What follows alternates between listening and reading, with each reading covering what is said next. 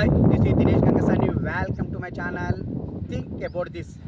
ఇకపై తెలంగాణ రాష్ట్రంలో 2 రకాల రేషన్ కార్డులు ఇవ్వనున్నట్లు పౌర సరఫరాలు నీటిపారుదల శాఖ మంత్రి ఉత్తమ్ కుమార్ రెడ్డి సూచనప్రాయంగా తెలియచేయడం జరిగింది.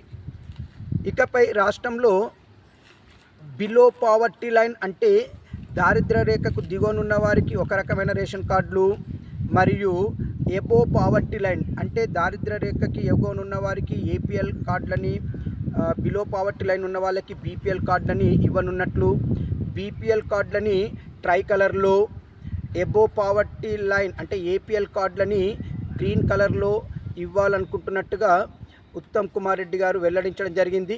మరి ఏది ఏమైనా రాష్ట్ర ప్రభుత్వం తీసుకున్న ఈ నిర్ణయం పైన మీ అభిప్రాయాన్ని నాకు కామెంట్ రూపంలో తెలియచేయండి.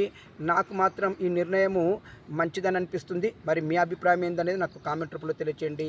ఇట్లు దినేష్ గంగ.